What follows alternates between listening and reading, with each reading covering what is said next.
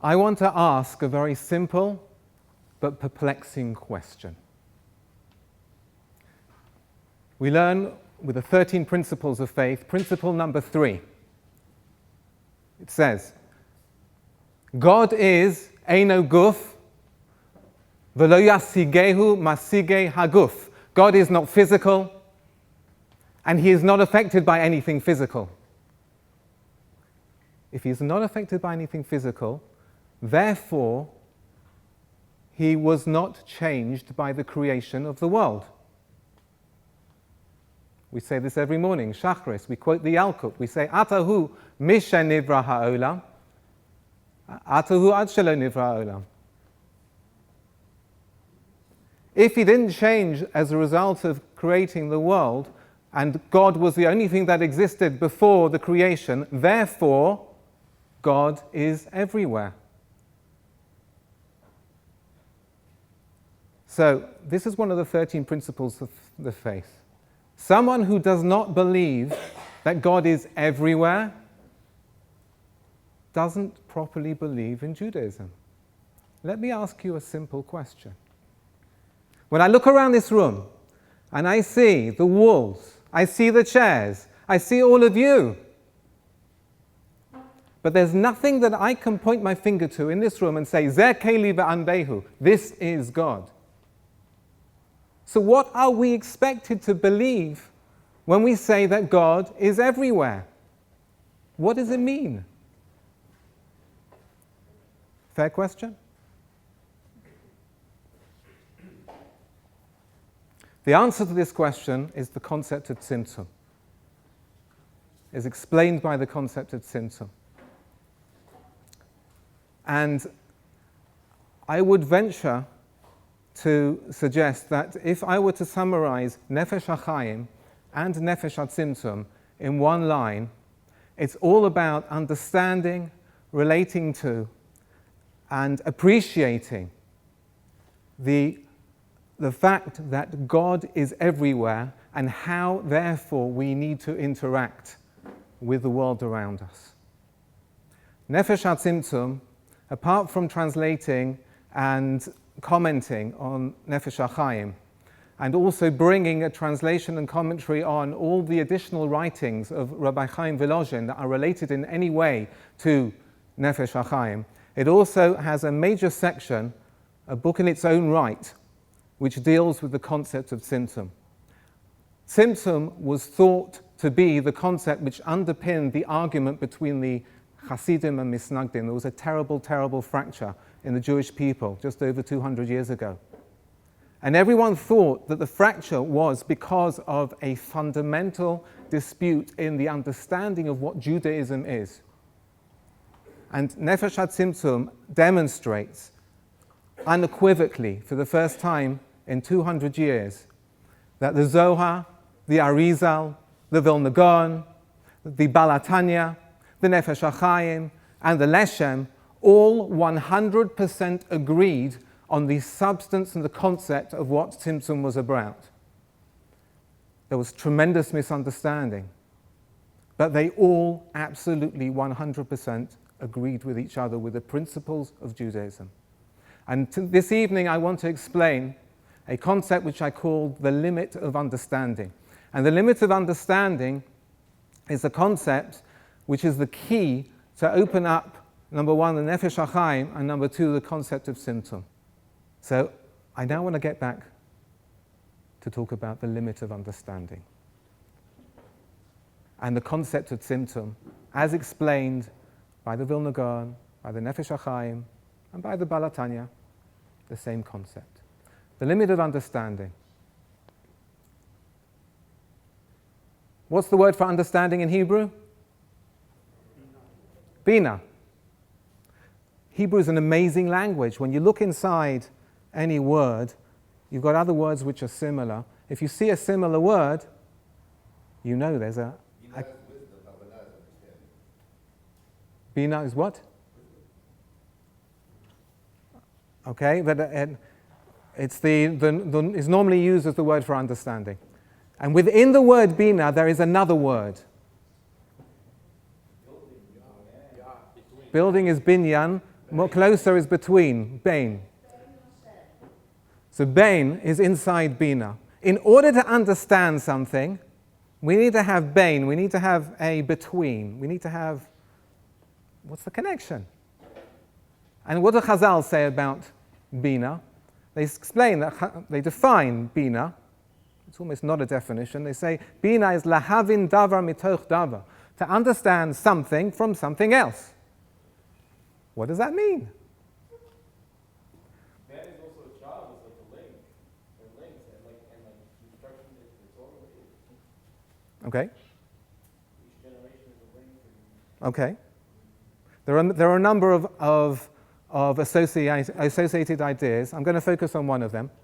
Bina is bain. What does that mean? You have Rav Sheshes. Rav Sheshes is mentioned in the Gemara and Gemara Brachas. And the Gemara refers to Rav Sheshes. Rav Sheshes Sagi Nahar Hava. Rav Sheshes was blind.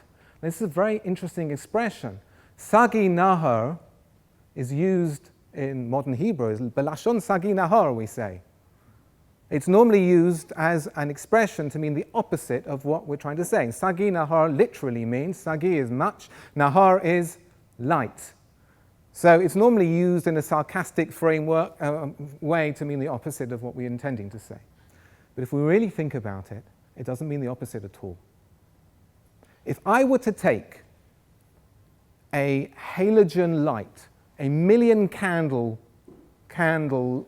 power light, and hold it above my head, and you are looking at me, it's white light, what will you see? A figure enshrouded in light. You'll see light. Yeah. Will you see me? Why? You're blinded by the light. But what does that mean to be blinded by the light? In order to see me, you need to see the difference between the colors of my face, my shirt, my pants. In order to understand what you are looking at, in order to understand what you are seeing when you see me, you need to see differentiation and separation between colors. If you don't see difference and see differentiation between the colors of what you're looking at, you're blind. Sagi Nahar. If you have too much light, you cannot see. You're blind. See, in order to see anything in the world, in order to interpret what we are seeing, in order to have any form of Havana, of Bina, of understanding of what we're looking at, we need difference. And in fact, the same thing applies to all of our senses, our entire interaction with the world around us through our senses. We hear difference. We smell we detect differences in smell. We feel difference. We taste difference. Everything we relate to, we can only understand the world around us as a result of differentiation and separation. I can't hear you, but I'll take questions at the end.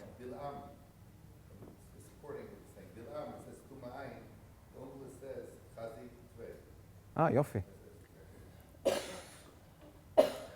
So, you need moderation, because if you have too much light, you can't see. And if you have no light, you cannot see either. Correct. You need moderation. Correct. It's like you need sunglasses in order to see the sun.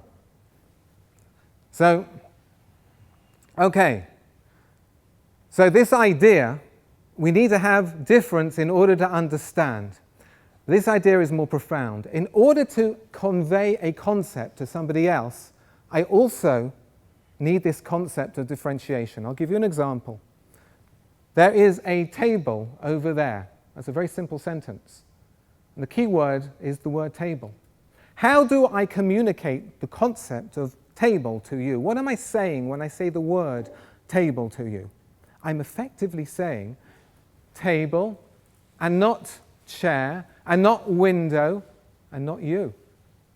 And as long as you have the same relative framework of understanding, you will also understand what I'm talking about, because you'll know that the table is not chair and is not you.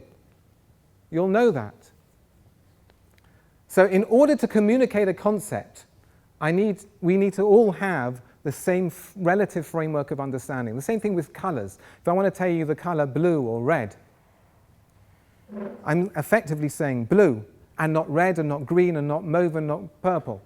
And as long as you have the same framework of understanding colors, you will relate to what I'm talking about. You don't necessarily need to actually perceive the same color as me, that have the same sensation in your brain as I do when I see the color red or blue. But you need to have the same relative framework of understanding in order to be able to understand what I am talking about. So, in order to understand anything, in order to be able to communicate with another person, we need to have relative difference. Bina is bain. There is one thing in our experience which we do experience where there is no relativity, there is no relative difference. There is one thing.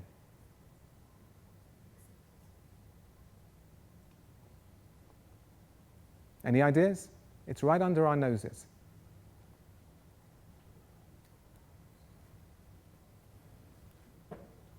Space-time. Space-time is everywhere. We can't really understand space without time, or time without space. Everything that I know, I'll accuse every one of you of the same. Everything that I know is within space-time.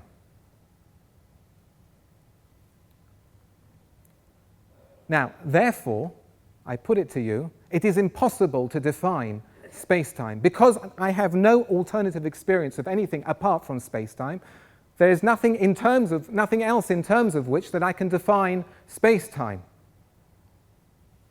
Do you agree?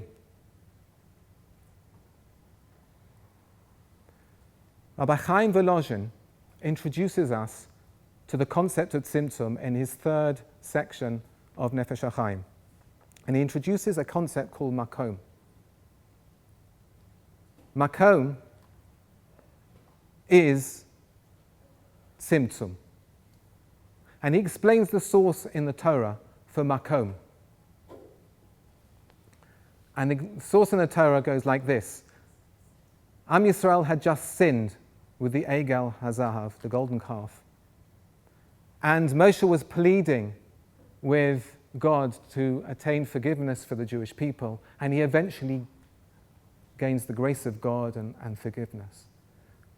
And while the going's good, he decides to pop the question.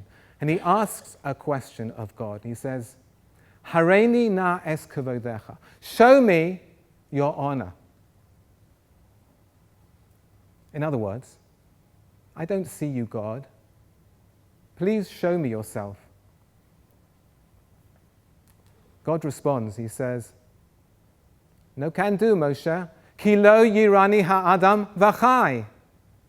You cannot see me and live.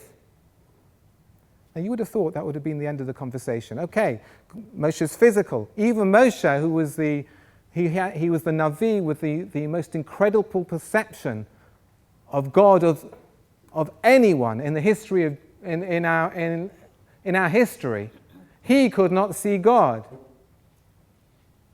But you would have thought that would have been the end of the conversation. Okay, while you're alive, you can't see me.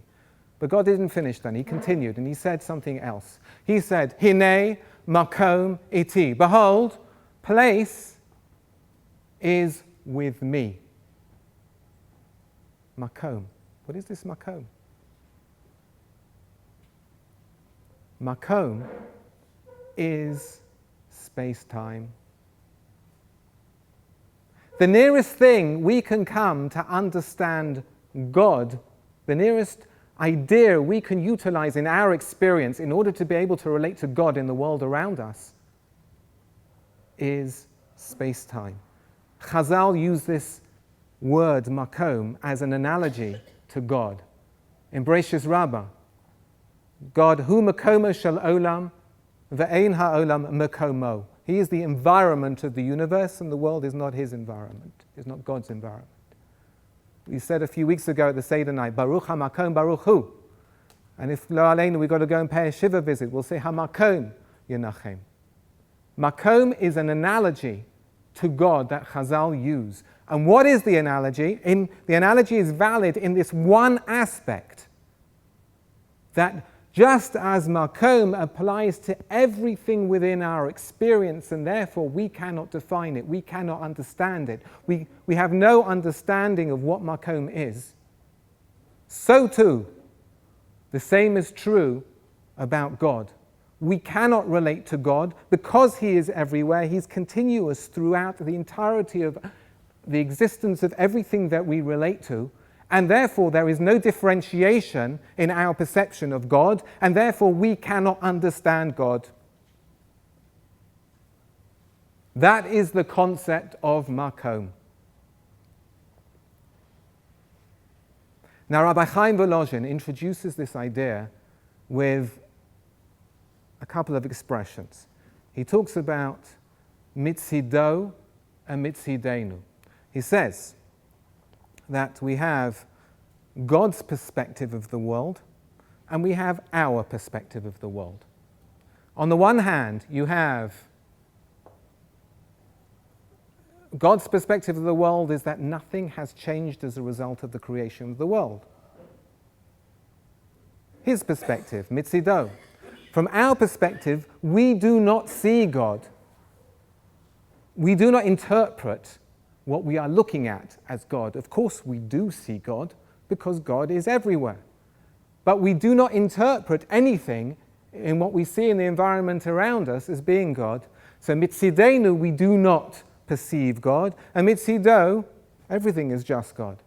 And Rabbi Chaim Volozhin explains the critical point. This is the critical point in Tzimtzum, that mitzido and mitzidenu are simultaneous. It is not that you have some people who think that everything is mitzido, or some people who think that everything is mitzidenu. This relativity is simultaneous. It's mitzido and mitzidenu together. We'll come back to that in a few minutes in terms of the terminology. But I want to ask first, how are we meant to understand that? And here's a little explanation. What is this? This is not a trick question. It's a piece of paper. What else is it? It's plain paper. What else is it? Would you say it is made out of paper molecules? Yes? What else might it be? Comes from wood. It's paper molecules coming from wood. Paper molecules are made out of atoms. Atoms are made out of subatomic particles. Subatomic particles are made out of quarks. Quarks are made out of, well, the latest scientific theories talk about quarks being made out of strings. Strings are multi-dimensional manifolds which are folded over each other. And we could go on. Substrings are made of, sub-substrings are made of, and so on and so forth. No scientist in the world has got any idea what anything is made of. And that's a reality. The only thing that we know is that there is an underlying energy out of which everything is made. And what would we say everything is made of? Ultimately, Hashem, God. So let me ask you a question. What is this piece of paper? Is it a piece of paper? Is it paper molecules? Is it atoms? Is it subatomic particles? Is it quarks? Strings? It's all of the above, but critically, it depends on how you look at it. They are all true. Absolutely, all of these ways of looking at this piece of paper are all true. We're looking at the same single reality of this piece of paper, and we can look at it in different ways, and each of those ways are valid and true. If I had electron microscope goggles on, I would see shadows of the atoms. If I had quark goggles on, I would see quarks. And if I had God goggles on, I would see God. It's all the same reality. We're talking about different perspectives of the same reality. And this idea of mitzido and mitzidenu flows all the way through all the levels of this piece of paper. That paper isn't God. That's pantheism. God is contained, God is the ultimate energy behind everything that we see. If we don't say that, then we're contradicting the third principle of faith. If we're saying something isn't God, then we're contradicting a principle of our faith. God is contained within everything that we see, but He's far more than that. It's just a perspective, it's a change in perspective of what we're looking at. Now, the concept of mitzido and mitzidenu flows all the way through these levels of existence. We can look through the relationship between at the simplest level, let's say the paper molecules and the piece of paper. The piece of paper itself, I see the piece of paper. For the life of me, I cannot see paper molecules. I cannot see the atoms. So mitzidenu, it is paper. Mitzido, one level up, it is paper molecules. And then we can go further, we can extend the idea. If we're on the level where we see paper molecules, then we can say mitzidenu, I see paper molecules. Mitzido, I see it's atoms. And then we can go up a level and up a level and up a level. It's all the same thing. It's all the same place. But this relative perception flows all the way through between each and every level. And this is an analogy, the nearest analogy we can possibly come to, and maybe even closer than an analogy, to the concept of Kabbalistic worlds. There are these funny Kabbalistic worlds which are given some very interesting names. We live in Olam Ha'asiyah. Then above that you've got this world called Yetzirah. And then you've got Beria, and then you've got Atzilus, and then you've got Adam Kadmon, and then you've got the Olamos HaEin Sof, and then you've got the Ein Sof, and then you've got the Atzmus. You've got all these levels of worlds. Where are they? You've got Gan Eden, you've got Gehinnom. Where are they? They're all the same place. They're all different dimensions of exactly the same place. They are all makom. This is what is the meaning, the inner meaning, the deeper meaning of the word makom. And when we're describing God as makom, the only thing that's changed as a result of the creation of the world is our perception, our relative perception. And that's the idea of makom.